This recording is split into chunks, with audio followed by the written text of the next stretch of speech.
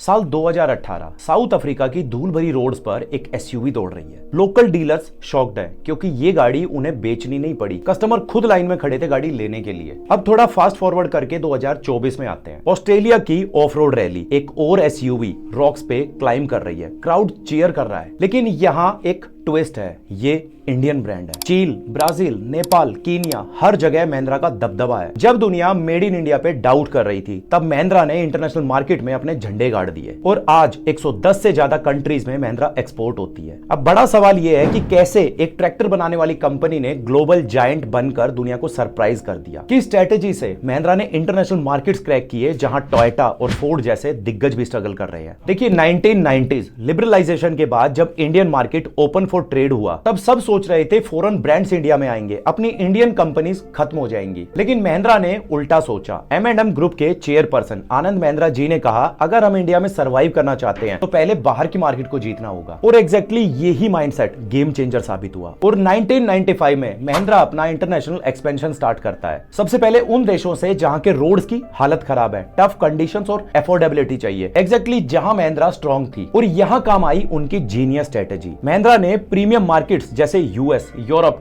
और developing markets जैसे Africa, South America, दोनों को अलग अलग तरीके से अप्रोच किया। और साउथ अफ्रीका में महिंद्रा इतना पॉपुलर है कि लिटरली लोग उसे अफ्रीकन टोयोटा बोलते हैं। 2023 में महिंद्रा ने साउथ अफ्रीका में 14,000 यूनिट से 2025 में 15,000 तक पहुंचकर लगभग 7 से 8% मार्केट शेयर बनाया, वो भी यूटिलिटी व्हीकल सेगमेंट में। अब ये सब कैसे किया, इसके दो बड़े रीजन है। पहला रीजन अपनी rough and tough legacy. South Africa की खराब धूल मिट्टी, पथरीली और अनप्रेडिक्टेबल हसते चेहरे का मतलब ये नहीं होता कि उन्होंने कभी कोई तकलीफ।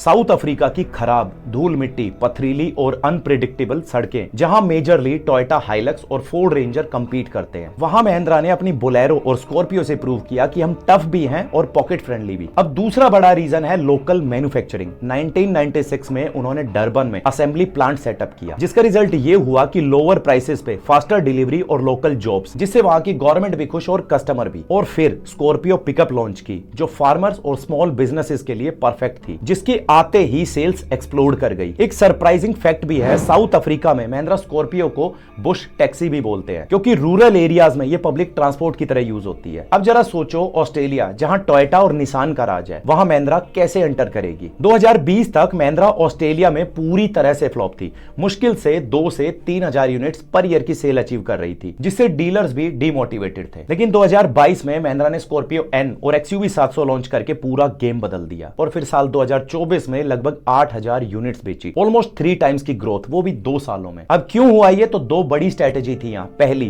Premium positioning. महिंद्रा ने अपनी जो बजट ब्रांड इमेज थी, वहां उसे हटाकर एक्सयूवी 700 को प्रीमियम फीचर्स के साथ लॉन्च किया, जैसे अडास, पैनोरामिक सनरूफ और लग्जरी इंटीरियर्स के साथ। ऑस्ट्रेलियंस भी शॉक्ड थे कि एक इंडियन ब्रांड इतना एडवांस्ड कैसे। और दूसरी बड़ी स्ट्रेटेजी थी आफ्टर सेल्स नेटवर्क। महिंद्रा ने 50 से ज्यादा सर्विस सेंटर्स खोलकर अपने वारंटी पैकेजेस भी इंप्रूव किए, जिससे उनके कस्टमर्स का ट्रस्ट और बढ़ा टाइम के साथ। अब यहाँ स्टोरी और इंटरेस्टिंग है। लैटिन अमेरिका का एक छोटा सा देश चील, जिसकी पॉपुलेशन मुश्किल से 2 करोड़ भी नहीं होगी, महिंद्रा के लिए गोल्ड माइन साबित हुआ। क्यों? वहां की माइनिंग इंडस्ट्री। चील में कॉपर माइनिंग बहुत बड़ी है और माइनिंग साइट्स पे रग्ड व्हीकल्स चाहिए, जो महिंद्रा परफेक्टली प्रोवाइड करती है। 2023 के एस्टिमेट्स के हिसाब से चील में महिंद्रा ने 1500 से 2000 यूनिट्स बेची और मोस्टली इनमें स्कॉर्पियो पिकअप और बोलेरो थी। लेकिन ब्राजील में अप्रोच बिल्कुल अलग थी। यहां महिंद्रा ने कार से नहीं बल्कि ट्रैक्टर से एंट्री की। वजह थी यहाँ का स्ट्रॉन्ग एग्रीकल्चर। और फिर स्लोली अपनी एसयूवीज इंट्रोड्यूस की, जिसका रिजल्ट हुआ 3,000 से ज्यादा यूनिट्स की सेल, जिसमें मोस्टली फ्लीट बायर्स थे, वहां की कंपनीज और गवर्नमेंट खुद। अब एक इंटरेस्टिंग बात जो शायद कम ही लोग जानते हैं, ब्राजील में महिंद्रा का एक मॉडल है, महिंद्रा गोवा, जिसे सिर्फ साउथ अमेरिका के लिए डिजाइन किया गया था। इंडिया में यह मॉडल अवेलेबल नहीं है। नेपाल, बांग्लादेश, श्रीलंका में महिंद्रा को होम ग्राउंड एडवांटेज मिला। यहाँ महिंद्रा का डोमिनेंस नेक्स्ट लेवल का है। बॉलीवुड और क्रिकेट की वजह से नेपाल के साथ इंडिया का कल्चरल कनेक्ट है, तो महिंद्रा के लिए ये इजी टारगेट था। 2024 तक नेपाल के एसयूवी सेगमेंट में महिंद्रा का मार्केट शेयर लगभग 25 से 30% तक पहुंच गया, यानी हर तीसरी एसयूवी महिंद्रा की। स्कॉर्पियो, बोलेरो कैंपर, एक्सयूवी 500, इन तीनों मॉडल्स ने मिलकर महिंद्रा को नेपाल में डिफॉल्ट चॉइस बना दिया, सिटी से लेकर पहाड़ों तक। बांग्लादेश में भी स्टोरी सिमिलर है, लेकिन यहाँ कंपटीशन ज्यादा है। टोयोटा और मित्सुबिशी की स्ट्रॉन्ग पोजीशन होने के बावजूद भी महिंद्रा ने 10,000 से ज्यादा यूनिट्स पर ईयर क्रॉस कर लिए। वहीं श्रीलंका में 2022 के क्राइसिस के बाद ऑलरेडी सब स्लो है, फिर भी महिंद्रा 5000 से 7000 यूनिट्स एनुअली बेच लेता है। Africa, Kenya, Nigeria. अब आप सोच रहे होंगे कि पूरी दुनिया में सबसे ज्यादा ग्रोथ कहां है महिंद्रा की? अफ्रीका। कीनिया के लोग तो महिंद्रा को द पीपल्स एसयूवी बोलते हैं, क्योंकि एक तो मिडिल क्लास अफोर्ड कर सकता है और रोड भी आसानी से हैंडल कर लेते हैं। 2023 के एक एस्टिमेट के हिसाब से अकेले कीनिया में 12000 से 15000 यूनिट्स बिकी। अब एक oil rich African country Nigeria, जहां का वीक इंफ्रास्ट्रक्चर होने के बावजूद भी महिंद्रा ने अपनी बोलेरो और स्कॉर्पियो की 8000 के करीब यूनिट्स बेची एनुअली। एक सरप्राइजिंग फैक्ट है यहाँ, जिस स्कॉर्पियो से इंडिया के लोग टशन जमाते हैं, तंजानिया में उसे एम्बुलेंस और पुलिस व्हीकल्स के लिए यूज किया जाता है और ऑर्डर्स भी बल्क में आते हैं गवर्नमेंट की तरफ से। यहाँ रियलिटी बिल्कुल अलग है। हाँ, सऊदी एरिया में महिंद्रा को स्ट्रगल करना पड़ता है because of their luxury obsession. Range rover, Mercedes G wagon और लैंड क्रूजर चलाते हैं शेख। महिंद्रा की सस्ती स्ट्रॉन्ग इमेज वीक लगती है। फिर भी महिंद्रा ने सर्वाइवल के लिए एक्सपेट्स और मिडिल इनकम ग्रुप्स को टारगेट किया, और एक्सपेट्स वो लोग हैं जो अपना देश छोड़कर यहाँ आते हैं रोजगार के लिए। 2024 के एक एस्टिमेट के हिसाब से यूएई और सऊदी में 5000 से 7000 यूनिट्स बेची, जिनमें मोस्टली थार और एक्सयूवी 700 है। ग्रोथ स्लो है यहाँ, क्योंकि महिंद्रा को प्रीमियम परसेप्शन बिल्ड करना पड़ेगा यूएई के लिए, और जिस पर ऑलरेडी काम कर रहा है महिंद्रा ग्रुप। अब आता है सबसे interesting chapter, US market, Mahindra का सबसे बड़ा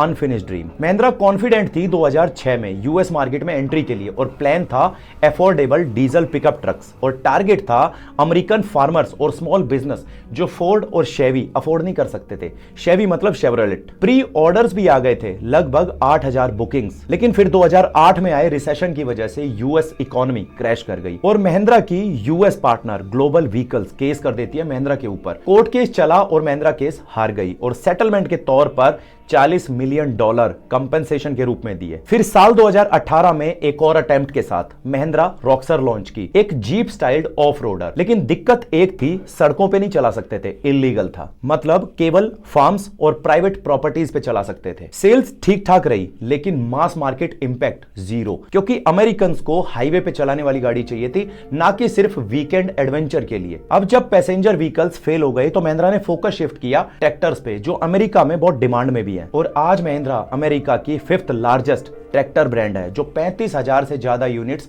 हर साल बेचता है। एक इंटरेस्टिंग बात, जॉन डियर, आप जानते ही होंगे, जो अमेरिका की ट्रैक्टर जायंट कंपनी है, उसको भी महिंद्रा कंपटीशन दे रही है बजट सेगमेंट के अंदर। तो ये थी एक कहानी एक इंडियन ब्रांड की, जो दुनिया में अपनी पहचान बना रहा है। महिंद्रा ने लग्जरी में रेस की बजाय अफोर्डेबिलिटी और टफनेस को अपना वेपन बनाया, और रिजल्ट 110 से ज्यादा कंट्रीज, 1 लाख यूनिट्स और रेवेन्यू बिलियंस में। यहां हम वो दिखाते हैं जो कोई बताता नहीं, इंडस्ट्री सीक्रेट्स, ब्रांड स्ट्रेटजी और ऑटोमोबाइल केस स्टडीज, सब कुछ मिलेगा करेंसी ऑफ रिकॉर्ड सीरीज में। और अगर ये वीडियो वैल्यूएबल लगा हो तो लाइक, शेयर और सब्सक्राइब जरूर करना, क्योंकि करेंसी सिर्फ गाड़ी नहीं, नॉलेज भी बेचता है।